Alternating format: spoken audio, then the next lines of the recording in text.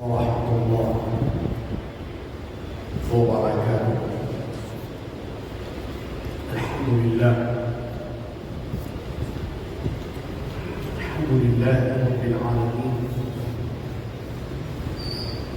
إياك نعبد وإياك نستعين وهو المستعان وعليه التكلان.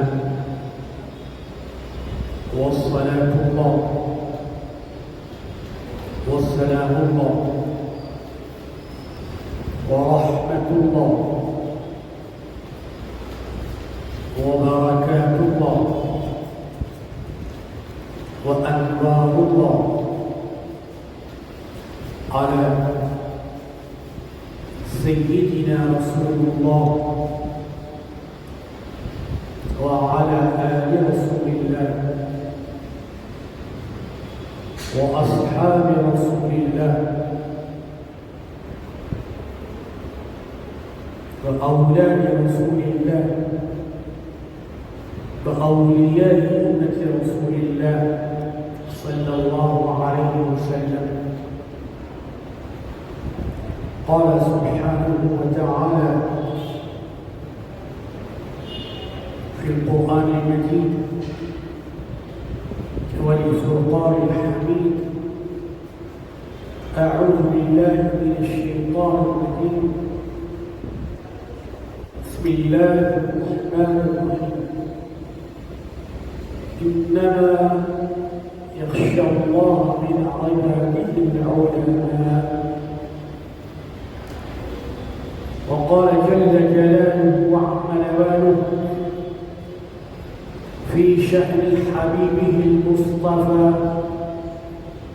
ورسوله المجتبى صلى الله عليه وسلم: إن الله وملائكته يصلون على النبي يا أيها الذين آمنوا صلوا عليه وسلموا تسليما. اللهم صل على سيدنا وشفيعنا وقرة عيوننا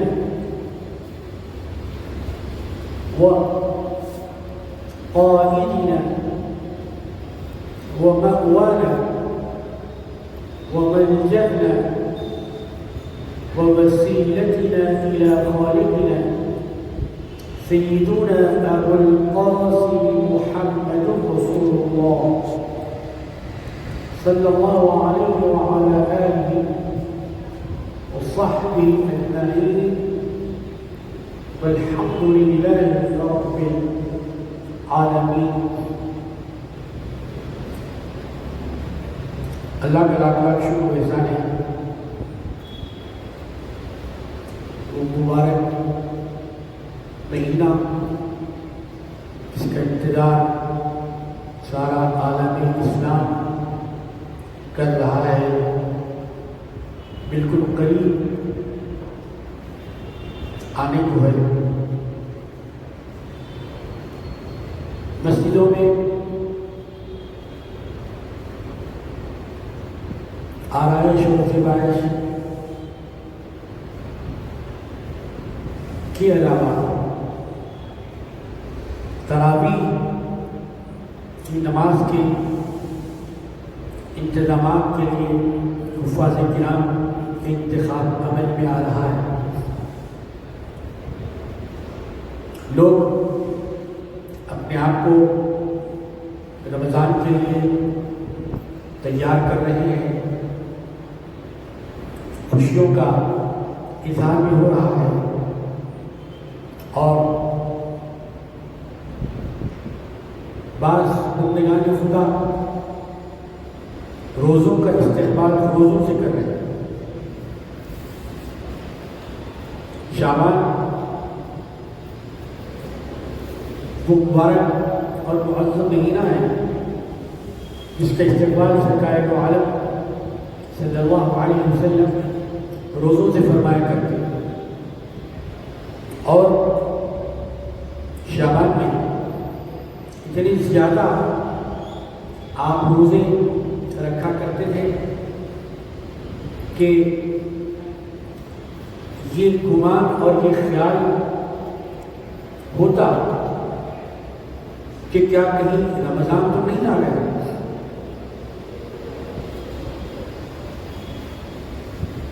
روزوں کے ساتھ ساتھ نمازوں کی پابندی کا خیال بھی جاتا ہے. نماز پڑھنا جائز بھی ہے، نماز پڑھنا ناجائز بھی ہے. نماز اپنے وقت پر پڑھنا جائز ہے اور نماز پڑھنے کا جو وقت نہیں ہے اس میں نماز پڑھنا ناجائز ہے. یہ تعلیم بچپن سے ہی مسلمانوں کو کی جاتی ہے کہ جس وقت سورج طلوع ہو رہا ہو، سورج نکل رہا ہو، ایسے وقت میں مسلمانوں کو نماز نہیں پڑھنا ہے، نماز پڑھنا منع ہے. نمبر 2، ایسے وقت میں جبکہ سورج زوال کی منزلوں سے گزر رہا ہو، ایسے وقت میں نماز پڑھنا منع ہے. کہ زوال کا وقت دوپہر کو ہوتا ہے. عام دنوں میں ظہر کی اذان زوال کا وقت پورا ہو جانے کے بعد دی جاتی ہے، پھر اس کے بعد ظہر کی جماعت پڑھی جاتی ہے. جمعہ کے لیے بطور خاص انتظار کیا جاتا ہے، جیسے ہی زوال کا وقت ختم ہو جائے فوری اذان دے دی جائے. عام دنوں کی طرح اذان کا انتظار نہیں کیا جاتا کیونکہ اس میں 2 خطبے ہوتے ہیں، بعض نصیحت بیان بھی ہوتا ہے عربی، اس لیے اس میں اذان کا وقت تھوڑا سا بدل جاتا ہے. تو اذان سے پہلے بہت سے مصلی حضرات جمعہ کے لیے جبکہ زوال کا وقت ہوتا ہے پڑھنا نہیں ہوتا ہے، نماز پڑھنا شروع کر دیتے ہیں. برسوں سے نماز پڑھ رہے ہیں، پتہ ہی نہیں کو کب نماز پڑھنا ہے کب نماز نہیں پڑھنا ہے. جائز تو صحیح وقت میں نماز پڑھنا ہے، ناجائز غلط وقت میں نماز پڑھنا نہیں ہے. عمریں گزر جاتی ہیں لیکن اس کا پتہ ہی نہیں چلتا. یقیناً یہ بات قابل اصلاح ہے. اس ممبر سے جامع مسجد سے جواب کی بات بارہا بتائی جا چکی ہے، لیکن اس کے باوجود ہماری غفلتیں نہ جانے کب ختم ہو گیا. تیسرا وقت جس وقت نماز نہیں پڑھنا، اس وقت جبکہ سورج غروب ہو رہا ہو، غروب کے وقت بھی آپ نماز نہیں پڑھنا. کیوں نہیں پڑھنا ہے؟ جس وقت سورج نکل رہا ہوتا ہے سورج کی پرستش کرنے والے، سورج کی عبادت کرنے والے سورج کی عبادت کرتے ہیں. مسلمانوں کی نماز کی عبادت کی کہیں ان کے وقت سے مشابہت نہ ہو جائے.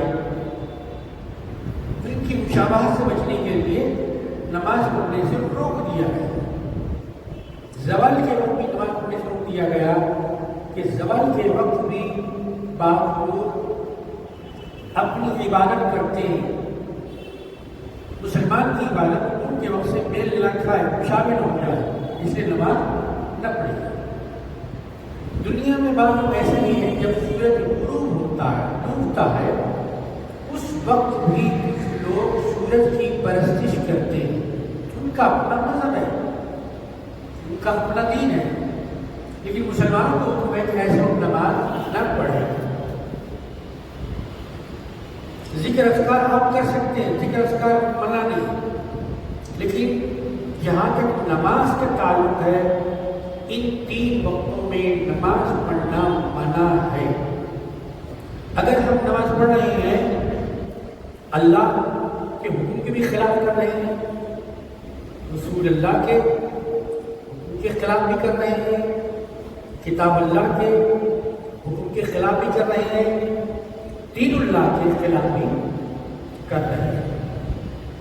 یہی بات وہ لوگ جن کو قرآن کی زبان میں علماء کہا گیا، علماء جاننے والے، واقف کار، جن کو دینیات کا علم ہے، جن کو مذہبی تعلیمات کا علم ہے، جائز اور ناجائز اچھی طرح جانتے ہیں، حلال و حرام سے اچھی طرح واقف ہیں، یہ منصب ہدایت پر فائز ہوتے ہیں۔ ان کا کام لوگوں کو ہدایت کرنا ہے، صحیح بات بتانا ہے، صحیح علم دینا ہے۔ اور پھر مسلمانوں سے کہا گیا کہ جب آپ کو کوئی بات معلوم نہیں ہے تو جاننے والوں سے پوچھ لیا کریں، اس میں شرط نہ کریں، کوئی شرط کی بات نہیں۔ قرآن مجید کے اندر اللہ تعالیٰ نے بالکل صاف، واضح اور کھلے الفاظ میں یہ بتا دیا، فَاسْأَلُوا أَهْلَ الذِّكْرِ إِن كُنتُمْ لَا تَعْلَمُونَ۔ ہر آدمی کو ہر بات معلوم رہے یہ ضروری نہیں، ہر چیز سے واقف ہونا ضروری نہیں۔ کچھ باتیں معلوم ہوں گی، بہت سی باتیں نہیں معلوم ہوگی، بہت سی باتوں کا علم ہوگا، بہت سی باتوں کا علم نہیں ہوگا۔ تو لا علمی اور نہ معلوم ہونا یہ کوئی شرمندگی کی بات نہیں۔ ایسے وقت میں کیا کریں جب کہ ہم کو معلوم نہیں ہے، مسلم پرسن اللہ سے ہم واقف نہیں ہے، نماز کے اوقات سے واقف نہیں ہے،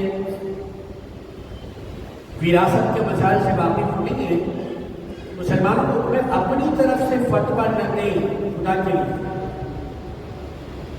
اپنی طرف سے کوئی بات نہ کہیں، یہ بہت بری بات۔ کیا کرنا چاہیے؟ کہا کہ جاننے والے آپ کے اندر موجود ہیں، علماء کرام موجود ہیں، 15 سال، 16 سال، 17 سال، 20 سال، 18 سال، 50 سال کہ علم دین کو حاصل کرنے کے لیے اپنی عمروں کو گزار دیتے ہیں، وقف کر دیتے ہیں، اپنی عمروں کو اس میں لگا دیتے ہیں۔ تو ان سے پوچھئے، ان سے معلوم کیجیے، ان سے دریافت کیجیے، اور یہ دریافت کرنا کوئی بری بات نہیں، کوئی شرط کی بات نہیں۔ لیکن ہم سونے کا بھاؤ جوہری سے ضرور پوچھتے ہیں، ڈالر کا ریٹ ضرور سب سے پوچھتے ہیں، پاؤنڈ کتنے میں بک رہا ہے، پاؤنڈ کا ریٹ کیا ہے، فلاں شیئر کتنا چل رہا ہے، فلاں کمپنی میں کتنی گراوٹ ہے، کتنا اٹھا، یہ سب پوچھتے ہیں۔ لیکن مذہبی مسائل میں ہم اپنی طرف سے کہتے ہیں کہ ایسا ہونا چاہیے، میرا خیال یہ ہے، میری سمجھ میں ایسی بات آتی ہے، تو یہ کوئی اچھی بات نہیں، یہ شریعت کے خلاف ہے۔ آپ کو بتایا گیا کہ آپ جاننے والوں سے پوچھیں، علماء کا وجود، مفتیوں کا وجود پھر کس معنی میں رہ جائے؟ جیسے آپ اپنا کیس کسی مسئلے میں خدا نہ واسطہ پڑ جائے آپ کو، اللہ ایسا نہ کرے، کیا خود آپ اپنا کیس لڑ سکتے ہیں، کورٹ میں جا سکتے ہیں، لا جانتے ہیں آپ؟ یا خدا نہ خاصہ آپ بیمار پڑ جائے، کسی بیماری سے آپ کو واسطہ پڑ جائے، تو کیا خود آپ اپنا علاج کر سکتے ہیں؟ آپ ڈاکٹر ہیں، یہ الگ بات ہے، آپ کیس لڑے تو آپ وکیل ہیں، یہ الگ بات ہے، لیکن جب آپ اپنا کیس خود لڑ نہیں سکتے، جب آپ اپنا علاج خود نہیں کر سکتے، تو پھر خود سے فتویٰ آپ کیسے دے سکتے ہیں؟ لیکن ہمارے اندر دیکھیے رمضان کا مہینہ آتا ہے، سب لوگ مفتی بن جاتے ہیں، محرم کا مہینہ آتا ہے سب مفتی بن جاتے، ربیع الاول کا مہینہ آتا ہے سب مفتی بن جاتے ہیں، یہ حرام ہے یہ حلال ہے، کہاں پڑھا آپ نے، کون سے دارالعلوم میں داخلہ لیا آپ نے، کہاں کی سند رکھتے ہیں آپ، کون سی جامعہ سے فارغ التحصیل ہیں آپ، کس دانشگاہ کے کس حجرے میں کس جماعت میں آپ نے کس شیخ الحدیث کے سامنے ذات ادب طے کیا، ظاہر ہے یہ سارے سوالوں کا جواب نفی میں ہوگا، نہیں ہوگا۔ تو جب آپ نے کچھ پڑھا ہی نہیں ہے تو پھر آپ فتویٰ کیسے دے سکتے ہیں؟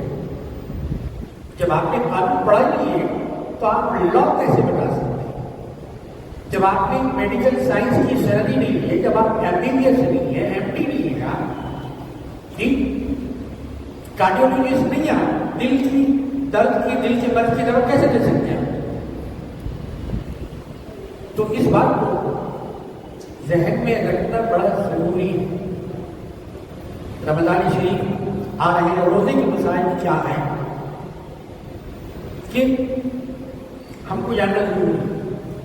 روزہ کب فرض ہوتا ہے، کب فرض نہیں ہوتا، روزے کی واجبات کیا ہے، روزے کی فرائض کیا ہے، روزے کی سنتیں کیا ہے، روزے کی مکروہات کیا ہے، جی روزے کے مستحبات کیا ہے، روزہ کب سے شروع ہوتا ہے، روزہ کب ختم ہوتا ہے، یہ ساری باتیں ہم کو جاننا ضروری ہے۔ جیسے آپ حج کو جا رہے ہیں، آپ کو معلوم نہیں کہ طواف مقامی ابراہیم میں کرنا ہے یا کعبۃ اللہ کرنا ہے، 8 چکر کرنا ہے یا 10 چکر کرنا ہے، کنکریاں شیطان کو مارنا ہے یا کسی پہاڑ کو مارنا ہے، احرام 4 کپڑوں کا ہوتا ہے یا 2 کا ہوتا ہے، لبیک کی تسبیح کتنی مرتبہ پڑھنا چاہیے، عرفات میں کب ٹھہرنا چاہیے، مینا میں کب جانا چاہیے، مزدلفہ میں کب آپ کو جانا ہے، یہ ساری باتیں حج کو جانے سے پہلے آپ کو معلوم کرنا ضروری ہے۔ اس کے بغیر اگر آپ حج کرنے کی کوشش کریں گے، حج تو نہیں ہوگا، الٹا گناہ آپ کے سر آ جائے گا، کیونکہ آپ کو فرائض حج کا علم ہی نہیں ہے، حج کی سنتوں کا علم نہیں ہے، حج کے مکروہات سے آپ واقف ہی نہیں ہیں۔ اسی طرح جیسے ایک عازم حج کو جانا چاہتا ہے، حج کے مسائل جانا اس پر فرض ہے، فرض واجب ہے۔ جیسے رمضان آ رہا ہے تو روزوں کے مسائل میں جاننا ہر مسلمان کے لیے ضروری ہے، اس کے اوپر لازم ہے کہ روزے کیسے رکھے جائیں، روزوں کی خصوصیات کیا ہوتی ہیں، روزہ رکھنے سے کیا ملتا ہے، روزہ نہ رکھنا کتنا بڑا جرم ہے، اور روزہ رکھنا کتنا بڑا ثواب کا کام۔ جیسے نماز فرض ہے ویسے روزہ بھی فرض، دونوں میں کوئی فرق نہیں۔ قرآن شریف کی اگر آپ تلاوت کرتے ہیں تو آپ نے دیکھا ہوگا جہاں جہاں اللہ تعالیٰ نے قرآن شریف کے اندر نماز کا ذکر کیا ہے، اس کے ساتھ ہی روزے کا اور زکوٰۃ کا ذکر بھی کیا ہے۔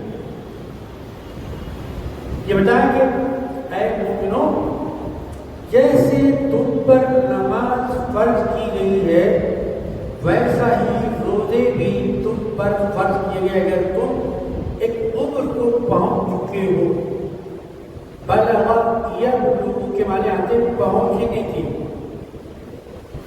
جب بچہ ایک منزل پہنچ جاتا ہے تو بچہ نہیں رہتا، اسے کہتے ہیں بالغ۔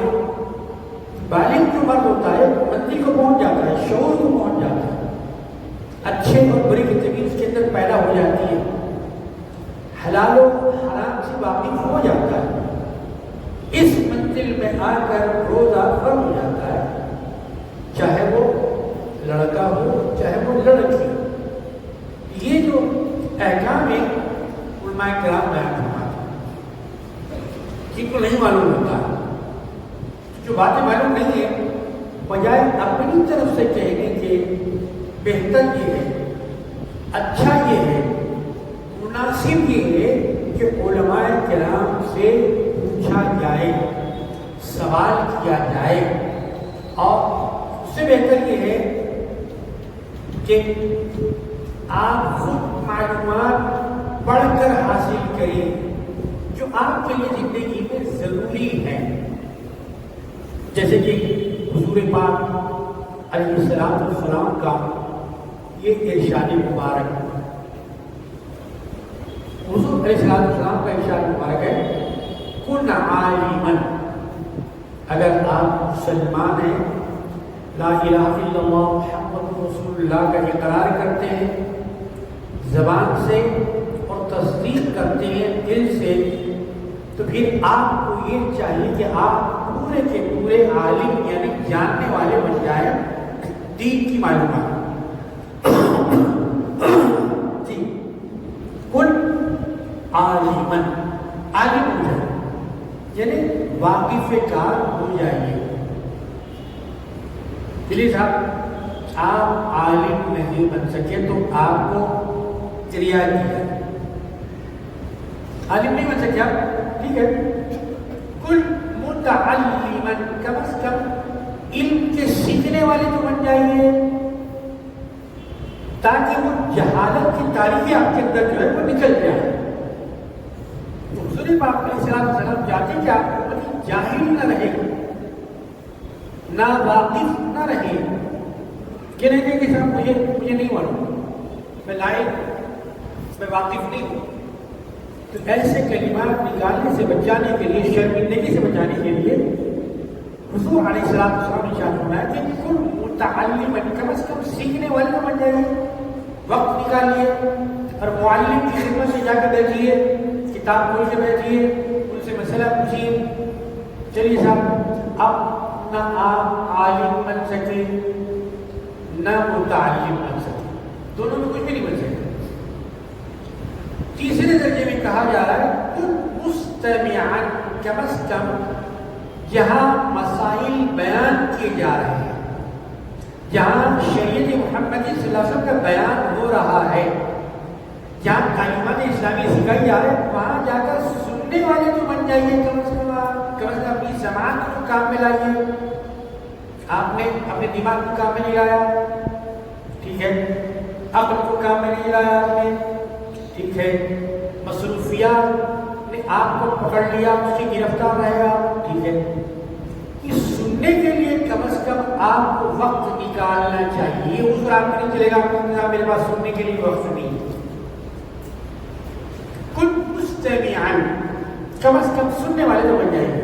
جہاں بیان کیا جا رہا ہے، عالم دین بیان کر رہے ہیں، مفتی صاحب بیان کر رہے ہیں، مولانا صاحب بیان کر رہے ہیں، خطیب صاحب بیان کر رہے ہیں، وہ جو مستند ہیں، تعلیم یافتہ ہیں، سند یافتہ ہیں، جنہوں نے واقعی اپنے ماہر اساتذہ کرام سے علم حاصل کیا.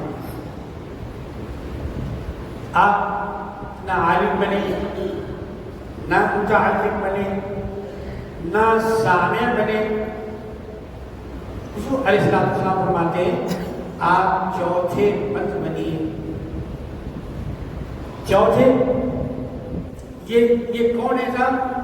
کہا کہ جاہل مت بنیے، ولا تکن جاہلا، جاہل مت بنیے. جہالت اسلام میں چلنے والی نہیں. اسلام سے پہلے کے دور کو اس نے جاہلیت کا دور کہا ہے، تاکہ وہ جاہلیت کا دور تھا. لوگ لکھنے اور پڑھنے سے کتراتے تھے، لڑنے سے، مرنے مارنے سے ان کو بڑی دلچسپی تھی. آپس میں ایک دوسرے کو برا بھلا کہنا بڑی دلچسپی، بڑے انٹرسٹڈ تھے لوگ. عورتوں کے حقوق دبانا، ان کو کھلونا بنانا، ان سے بڑی دلچسپی تھی. شراب پینا، جوا کھیلنا، پڑوسیوں سے لڑنا، ناحق ایک دوسرے کا مال کھا جانا، یتیموں کا مال دبا دینا، لوگوں کی زمینوں پہ قبضہ کرنا، چھوٹی رجسٹریاں کروانا، چھوٹے پیپر بنوانا، چھوٹی گواہی دینا، یہ سب جاہلیت کے کام ہیں. یعنی اسلام کے آنے سے پہلے سرکار دو عالم علیہ السلام کا ارشاد مبارک ہے جتنے جہالت کے کام تھے ان سب کو میں نے اپنے پیروں تلے رونق دیا، ختم کر دیا. خبردار اب کوئی جہالت کی وادی میں قدم نہ رکھے، جہالت کی باتیں نہ کرے. جہالت والا کام نہ کرے، جہالت والی گفتگو نہ کرے، کیونکہ اسلام آ چکا ہے، علم آ چکا ہے، علماء آ چکے ہیں، کتاب اللہ آ چکی ہے، اللہ کا قانون آ چکا ہے، اللہ کا دین آ چکا ہے، تعلیمات نبوی آ چکی ہیں، لہذا اب کوئی جہالت کی بات نہ کرے، اب کوئی جہالت والی گفتگو نہ کرے، اب کوئی جہالت والا کام نہ کرے۔ اسی جہالت کو مٹانے کے لیے علماء کرام نے لاکھوں میل کا سفر کیا، ہزاروں مسافتیں انہوں نے قطع کی، جہاں علم مل سکتا تھا، جہاں کوئی استاد ہوتا وہاں جا کر علم حاصل کرتے۔ ہندوستان سے بھی بہت سے قافلے چلے علم کے لیے، لیکن ان میں ایک قافلہ بڑا مشہور اور معروف قافلہ، وہ قافلہ چلا تھا دہلی کی سرزمین سے۔ اس قافلے کے اندر جو لوگ علم حاصل کرنے کے لیے، تعلیم حاصل کرنے کے لیے، صحیح معلومات حاصل کرنے کے لیے چلے، اس قافلے کے سردار بہت بڑے کانوالے کے فرد تھے، جن کا نام نامی، اسم گرامی سیدنا شاہ ولی اللہ محدث دہلوی نور اللہ مرقدہ وعطر اللہ صریحہ وبرد اللہ مسجعہ وطاب اللہ سرہ۔ یہ کہاں گئے؟ یہ حرمین شریف ہیں۔ معلوم ہوا کہ حرمین شریف میں بڑے بڑے علماء ہیں، بڑے بڑے مفتیان کرام ہیں، بڑے بڑے محدثین ہیں، بڑے بڑے مفسرین ہیں، لہذا وہاں جا کر علم حاصل کرنا چاہیے، وہاں سے سند حاصل کرنا چاہیے، چونکہ وہاں دین کا نزول ہوا، کتاب اللہ کا نزول ہوا، دین اسلام وہیں پر آیا، دین اسلام کی تعلیم سے وابستہ ہے۔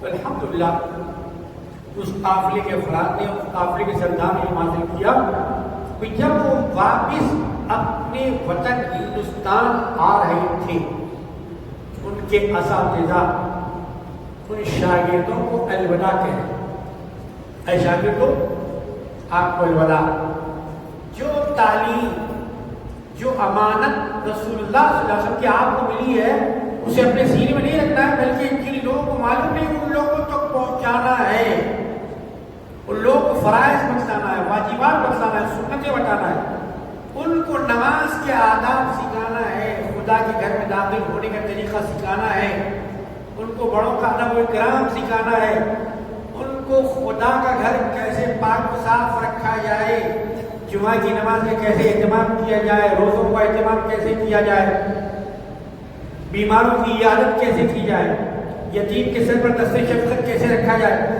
بھائیوں اور بہنوں کو کیسے حق دیا جائے یا دبا دیا جائے، یہ ساری باتیں ان کو بتائی۔ سیدنا شاہ ولی اللہ محدث دہلوی رحمۃ اللہ علیہ ہندوستان باقی تشریف لائے، ان کے استاد محترم سیدنا مطہر مدنی رحمۃ اللہ علیہ کو الوداع کہہ رہے، الوداع کہتے کہتے ایک بات ان کتابوں کے اندر لکھی، انہوں نے جتنے بھی لوگ تھے ان سے کہا کہ لوگوں، کہ ہندوستان کے شاہ ولی اللہ بڑے فہیم، بڑے ذکی، بڑے متین، بڑے قوت حافظ رکھنے والے، انہوں نے مجھ سے پڑھا اور مجھ سے سند لی ہے، لیکن ایک بات جو آج میں تمہارے سامنے کہنا چاہتا ہوں وہ یہ ہے کہ ہندوستان کے شاہ ولی اللہ نے مجھ سے الفاظ کی سند لی ہے، اور ان کے استاد یعنی ابو طاہر مدنی نے شاہ ولی اللہ سے معنی کی سند لی۔ یہ سیدنا شاہ ولی اللہ محدث دہلوی رحمۃ اللہ علیہ کا مقام عالی۔ تو اتنی مشقتوں کے ساتھ، اتنی محبتوں کے ساتھ ہندوستان کے علماء، یہاں کے علماء نے ہندوستان کے ایسا علم حاصل کیا کہ ساری ہندوستان کے چپے چپے کو علم حدیث سے الحمدللہ معمول کر دیا۔ کسی بڑے سے بڑے دارالعلوم کے اندر آپ چلے جائیے، ضرور وہاں پر آپ کو سیدنا شاہ ولی اللہ محدث دہلوی رحمۃ اللہ علیہ کی سند تلمیذ ملے گی۔ الحمدللہ تحدیث نعمت کے طور پر یہ فقیر فصیح الدین نظامی آپ سے عرض کرتا ہے، یہ فقیر بھی 7ویں اس میں سیدنا شاہ ولی اللہ محدث دہلوی رحمۃ اللہ علیہ کا شاگرد رشید۔ ایسے ہی ہمارے حضرت مولانا حافظ قاری محمد قمر الدین صاحب نقشبندی مجد الوالی میں آپ خدمات انجام دے رہے ہیں، یہ بھی 7ویں اس میں سیدنا شاہ ولی اللہ محدث دہلوی رحمۃ اللہ علیہ کے شاگرد رشید ہوتے ہیں۔ یہ تو ہم علم حاصل کرنے والے ہیں، لیکن الحمدللہ ہمارے اس شہر سکندر آباد کے اندر سیدنا شاہ ولی اللہ محدث دہلوی رحمۃ اللہ علیہ کے شاگرد نہیں بلکہ آپ کے خاندان والے رہتے ہیں۔ روضۃ الاسفیاء میں جن کا مکان ہے اور جن کے جانشین یہاں نماز پڑھنے کے لیے ہر جمعہ تشریف لاتے ہیں۔ میرے عزیزوں اور دوستوں، یہ جو علم کی دولت ہے، علم کی وراثت ہے، یہ صرف چند عمارتوں کے لیے، چند لوگوں کے لیے نہیں بلکہ ہر مسلمان کے لیے۔ چاہے کسی خاندان کا ہو، خان ہو، پٹھان ہو، سید ہو، بیگ ہو، مرزا ہو، فلاں ہو، ہر خاندان کے لیے، ہر فیملی کے لیے علم کا حاصل کرنا فرض قرار دیا گیا، چاہے وہ مرد ہو چاہے عورت ہو۔ تو یہ علم آتا ہے علماء کے ذریعے سے۔ ظاہر جو چیز جس کے ذریعے سے ملنے والی ہے اس کا مقام اسلام میں بتا دیا گیا، تو علم کے ملنے کا مقام علماء کرام، چونکہ یہ تقوی زیادہ رکھتے ہیں، خشیت زیادہ رکھتے ہیں، اسی لیے اللہ تبارک و تعالیٰ نے ان کی فضیلت کو قرآن شریف کے اندر بیان فرمایا۔ حضور پاک علیہ السلام نے بھی اپنی حدیث مبارکہ میں بیان فرمایا کہ جو مسلمان گھرانے کا بچہ علم حاصل کرنے کے لیے قدم اٹھاتا ہے تو اس کے لیے سمندر کی تہ میں رہنے والی مچھلیاں دعا کرتی، غاروں میں رہنے والی چونٹیاں اس کے لیے دعا کرتی ہیں، فرشتے جو آسمانوں میں رہا کرتے ہیں اس طالب علم کے لیے اپنے پروں کو اس کے قدموں میں بچھاتے ہیں۔ جب یہ طالب علم کی فضیلت ہے تو پھر عالم دین کی فضیلت کیا ہوگی؟ کسی کے پاس قلم ہے کہ لکھ سکے؟ کسی کے پاس زبان ہے کہ بیان کر سکے؟ کسی کے پاس طاقت ہے کہ بول سکے؟ یقیناً نہیں۔ فضیلان محترم کہ رمضان کے جو مبارک مہینہ آتا ہے، الحمدللہ اس کے مسائل کو معلوم کرنا چاہیے اور پورا رمضان قرآن شریف سننا ہے، پورا رمضان، اگرچہ کیا علم ترا ہی پڑھے، لیکن یہ روایت نہ جانے کہاں سے آئی، نہ یہ روایت صحابہ میں تھی، نہ یہ روایت تابعین میں تھی، نہ یہ روایت تبع تابعین میں تھی کہ صاحب سے شبینہ اب اس کے بعد صاحب چھٹی ہو گئی، میں نے تو قرآن پڑھ لیا، 27 دن آزاد، اچھا 6 دن میں نے قرآن پڑھ لیا، اب اس کے بعد آزاد، اب پڑھنے کی ضرورت نہیں ہے، ایک دہا میں نے پڑھ لیا اب قرآن پڑھنے کی ضرورت نہیں ہے۔ یہ خیال صحیح نہیں ہے، یہ خیال اسلام کے خلاف، سرکار دو عالم علیہ السلام کی سنت کے خلاف ہے۔ سرکار دو عالم صلی اللہ علیہ وسلم نے سارا مہینہ تراویح کی نماز پڑھی ہے، سارا مہینہ، ہم 6 دن پڑھ کے بولتے ہیں اب تراویح کی ضرورت نہیں، اور وہ بھی مسجد میں پڑھی، مسجد میں بنی الطالبین حضور پیران پیر رحمۃ اللہ علیہ تراویح کے باب میں، تراویح کے چیپٹر میں لکھا ہے کہ سیدنا علی مرتضیٰ رضی اللہ تعالیٰ عنہ جب تراویح کی جماعت لوگوں کے آنے جانے، چہل پہل، رونق کو دیکھا تو بے ساختہ ان کی زبان سے دعا کے الفاظ نکلے۔ وہ دعا کے الفاظ کیا تھے؟ اے اللہ عمر کی قبر کو روشن فرما کہ انہوں نے تراویح کی نماز کے ذریعے ہماری مسجدوں کو روشن کر دیا۔ تو یہ تراویح کی نماز ہوتی ہے، وہ 3 دن کی نہیں ہوتی، 6 دن کی نہیں ہوتی، یا شبی شبینے کی نہیں ہوتی، بلکہ پورا رمضان ہوتی ہے۔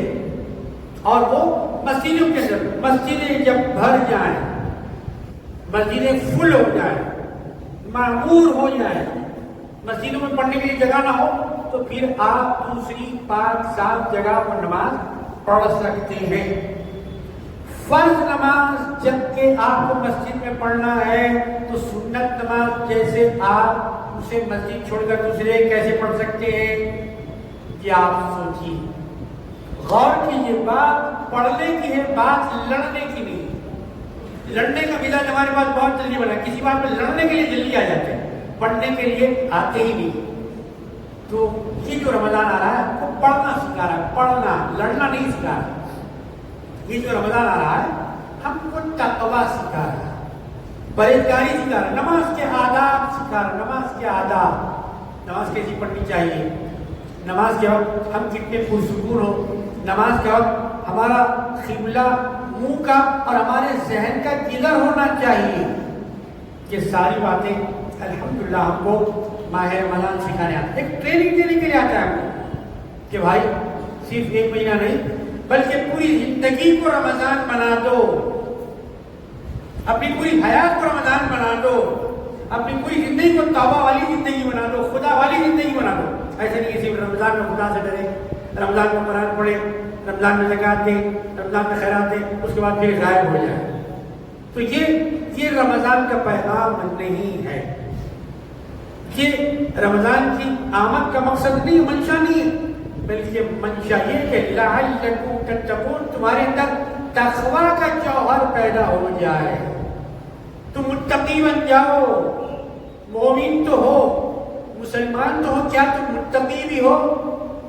کیا تمہارے اندر خدا کا خوف بھی ہے، خدا کا ڈر بھی ہے، خدا کا تقویٰ بھی کے ساتھ نہیں ہے؟ تو پھر رمضان آنا ہے، متقی بن جاؤ۔ 11 مہینے مسلمان رہتا ہے، 11 مہینے مومن رہتا ہے، لیکن رمضان آ کر اس مومن و مسلمان کو متقی بناتا ہے۔ تو کیا ہم مسلمان اور مومن کے ساتھ متقی بننے کے لیے تیار ہیں؟ کیا 1 مہینے کا مومن بننے کے لیے تیار ہیں یا زندگی بھر کا مومن بننے کے لیے تیار ہیں؟ مطلب یقیناً کوئی ٹیمپروری مسلمان تو بننا نہیں چاہے گا، ٹیمپروری مومن بننا نہیں چاہے گا، پھر کیسا بننا چاہے گا؟ کہا کہ پرماننٹ مسلمان بننا چاہتے، پرماننٹ متقی بننا چاہتے، وہ پرماننٹ متقی بنانے کے لیے آ رہا ہے رمضان، آ رہا ہے روزہ، آ رہا ہے وہ تراویح کا مقدس اور معطر ماحول، صبر کے ساتھ، سکون کے ساتھ 6 پارے 10 پارے یا پوری ایک ہی رات کے قرآن پڑھنا آپ پر کئی فرض اور واجب نہیں ہے۔ 1 پارہ روزانہ پڑھے، آپ کی ڈیوٹی، آپ کے کاروبار، آپ کی حیات، آپ کا گھر، ساری زندگی آپ کے سکون سے چلنے والے ہیں۔ 1 پارے میں آپ کا کوئی حرج ہونے والا نہیں، آپ کا جو ٹائم ٹیبل شیڈول ہے اس میں بھی کوئی رد و بدل ہونے والا نہیں۔ 12.25 یہ 1 پارہ پورا مہینہ آپ کا اطمینان سے ہو جاتا ہے۔ تو یہ جو تراویح کا طریقہ ہے بہت ہی مناسب ہے۔ نہیں صاحب میں روزانہ 3 پارے پڑھنا چاہتا ہوں، ماشاءاللہ بہت مبارک، اللہ آپ کو اور طاقت دے، اللہ آپ کو قوت دے۔ نہیں صاحب 3 نہیں، میں روزانہ 6 پارے پڑھنا چاہتا ہوں، اللہ آپ کو اور طاقت دے۔ نہیں صاحب میں روزانہ 10 پارے پڑھنا چاہتا ہوں، کیا آپ روک سکتے؟ بالکل نہیں روک سکتے، مگر شرط یہ ہے کہ پورا آخری رمضان چاند دیکھنے تک پڑھے، 10 دن پڑھ کے غائب نہ ہو جائے۔ مگر عام طور پہ ایسی ہوتا ہے 10 تک تو ماشاءاللہ مسجدیں گجا گج رہتی، 12 کے بعد سے اب صفیں آہستہ آہستہ شروع ہوتی ہے، 15 کے بعد بالکل خالی، اب وہی حضرات رہ جاتے ہیں جو اللہ تعالیٰ سے جلد ملاقات کرنے والے ہوتے ہیں۔